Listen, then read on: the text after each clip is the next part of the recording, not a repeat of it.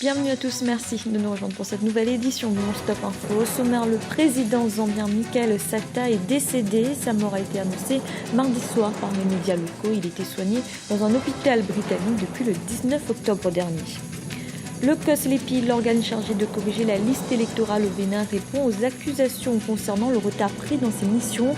Pour les membres de l'organisme, il manque 8 milliards de francs CFA pour atteindre ses objectifs.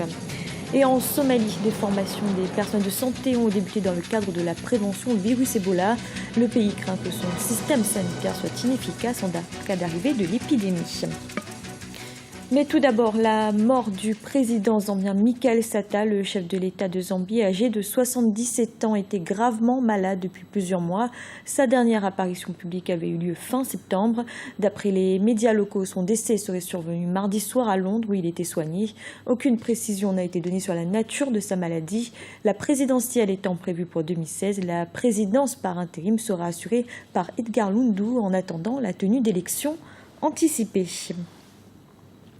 Au Bénin, les membres du COSLEPI, l'organe chargé de corriger et d'actualiser la liste électorale, ont tenu à s'expliquer sur les retards pris dans leur mission. Ils estiment que les financements sont insuffisants.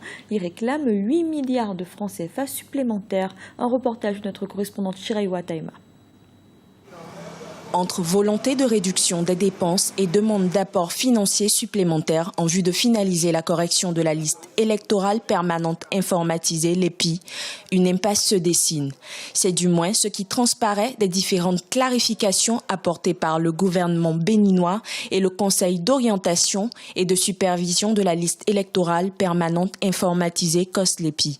Depuis le début des opérations d'appurement de la liste électorale, environ 9 milliards de francs CFA ont été décaissés par le gouvernement. L'organe en charge de la correction de l'outil électoral réclame 8 milliards supplémentaires afin de finaliser les étapes du processus de sa correction. Elle consiste en la collecte de données biométriques et l'établissement de cartes d'électeurs. En effet, le COSLEPI déplore la non-adoption du budget soumis au gouvernement de montant de 13,5 milliards et le retard observé dans le décaissement des fonds. Sans cette contribution supplémentaire, les membres du COSLEPI prétendent ne point être en mesure de poursuivre les travaux. Nous ne sommes pas en train de travailler pour la LEPI 2014-2015. Nous sommes en train de mettre en place le fichier électoral national du Bénin pour une durée de 7 ans. Ça veut dire que ce que nous faisons ici, nous faisons une fois pour de bon, on n'aura plus à dépenser peut-être les frais d'actualisation et de fonctionnement de l'Agence nationale de traitement qui serait mise en place. On n'aura plus à dépenser un seul sou pour ce qui est de la liste électorale au Bénin jusqu'en 2021. Il faut mentionner que le fichier électoral national prend en compte les Béninois de 12 ans et plus.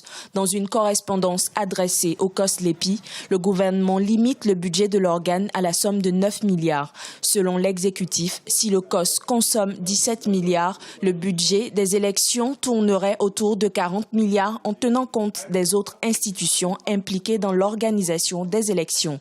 Une somme estimée exorbitante.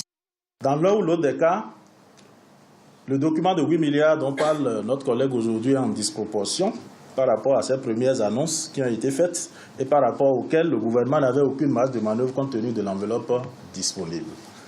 Et donc, il est important de retenir que jusque-là, par rapport à ces deux premiers niveaux de responsabilité, c'est-à-dire la mise à disposition des ressources et puis après la convocation du corps électoral, le gouvernement n'est pas encore défaillant.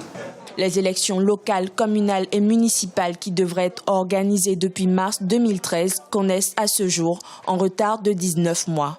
Un retard qui devrait interpeller les différents acteurs de la vie politique et institutionnelle du Bénin. Il y va de la préservation des acquis démocratiques et de la crédibilité du pays. En Côte d'Ivoire, Moïse Lida Kouassi, qui était ministre de la Défense de l'ancien président Laurent Gbagbo, a été inculpé de complicité d'atteinte à la sûreté de l'État, et ce après 3 jours de garde à vue. Il avait été arrêté vendredi dernier à son domicile à Abidjan. Il est désormais placé sous mandat de dépôt. Dans l'actualité également, c'est une manifestation d'une rare ampleur qui a eu lieu à Ouagadougou, au Burkina Faso. Des milliers de personnes ont défilé dans les rues de la capitale pour dénoncer le projet de révision de la Constitution qui permettrait au président Blaise Compaoré de se représenter pour un nouveau mandat. Aminata Diak. Ils étaient des milliers de personnes à marcher dans les rues de Ouagadougou, la capitale burkinabé, pour protester contre la décision du gouvernement de procéder à une modification de l'article 37 de la Constitution qui permettrait au président Blaise Compaoré, au pouvoir depuis 27 ans, de briguer un 5e mandat en 2015. Dans la nuit de lundi à mardi, des heurts ont éclaté sur la principale route du pays, la nationale 1, entre des gendarmes et des protestataires. Ce mardi 28 octobre encore, des affrontements ont opposé les manifestants aux forces de l'ordre. À l'appel de l'opposition politique, de nombreux manifestants sont sortis ce matin pour protester contre la révision de l'article 37 de la Constitution burkinabé. Cet article, s'il est modifié, permettra à M. Blaise Compaoré d'être candidat en 2015 et ainsi il briguera un 5e mandat.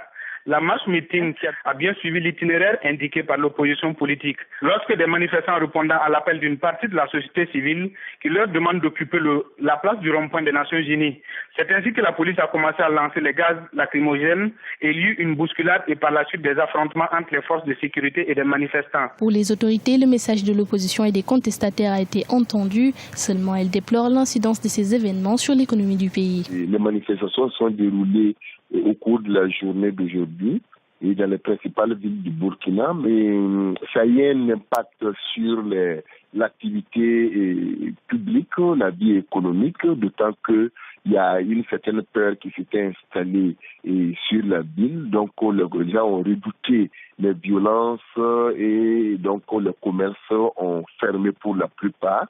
L'administration a fonctionné au ralenti. Et voilà, le gouvernement prend note de ces manifestations. Et le message, le discours du chef de file de l'opposition, nous en prenons note. Et nous avons malheureusement constaté un certain nombre de débordements où des jeunes n'ont pas suivi les itinéraires prévus par la manifestation, ce qui a donné à quelques débordements par-ci, par-là. Ce mercredi, les syndicats ont également appelé à une grève générale. Cette nouvelle manifestation se tient à la veille de l'examen par les députés du projet de la modification de l'article 37 de la Constitution. Si la loi est adoptée, un référendum sera organisé. Mais en cas d'adoption, avec plus de 2/3 des voix, la Constitution pourra être révisée sans passer par le référendum. En Sierra Leone, l'un des 3 pays d'Afrique de l'Ouest les plus touchés par le virus Ebola, on compte désormais plus de 1200 décès. Et malgré les renforts médicaux, l'épidémie continue de se propager. Le président Ernest Bai Koroma a donc lancé un appel à plus de solidarité au sein du pays, mais également à la communauté internationale. On l'écoute. La maladie est loin d'être vaincue encore. Nous en savons beaucoup aujourd'hui, nous savons ce que nous devons faire à chaque étape du chemin, nous savons aussi ce dont nous avons besoin. Nous demandons juste à ce que chacun se joigne à nous pour que nous puissions donner un coup final à cette lutte. Et lorsque nous aurons donné à cette lutte le coup final, je suis sûr que nous aurons vaincu Ebola. Et en Somalie, État d'Afrique de l'Est, où la menace du virus Ebola est encore loin, les autorités ne veulent courir aucun risque. Les personnels de santé ont donc commencé à se préparer en cas d'arrivée de l'épidémie sur le territoire national. Une tâche difficile dans un pays où le système sanitaire manque d'efficacité. Aminata Diak.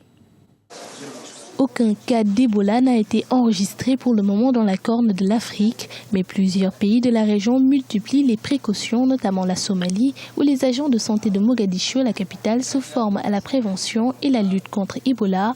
En raison de nouvelles rotations des forces de la Sierra Leone, l'un des principaux pays contributeurs de l'AMISOM et par ailleurs l'un des pays d'Afrique de l'Ouest les plus touchés par le virus, le gouvernement a décliné un plan d'urgence. Aujourd'hui, nous étendons la sensibilisation sur le virus Ebola aux agents de la santé tels que les médecins, infirmières, techniciens de laboratoire et les sages-femmes sur la façon dont ils peuvent faire face à Ebola, qu'ils arrivent à prendre des mesures de protection pour eux-mêmes. Plus de 100 agents de santé ont participé à cet atelier. Au regard de la vitesse de propagation de l'épidémie, certains participants estiment que la Somalie n'est pas encore prête à faire face à la maladie. Je ne pense pas que les Somaliens arrivent à contenir une épidémie d'Ebola parce que notre société n'est pas très bien informée sur cette infection mortelle.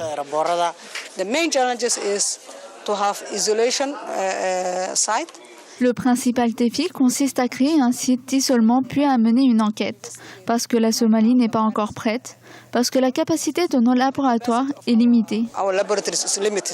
Après 2 décennies de conflits, le système de santé de la Somalie reste fragile. Le pays mène toujours son offensive contre les islamistes d'Al-Shabaab et la situation humanitaire avait déjà atteint en juin 2014 un niveau alarmant.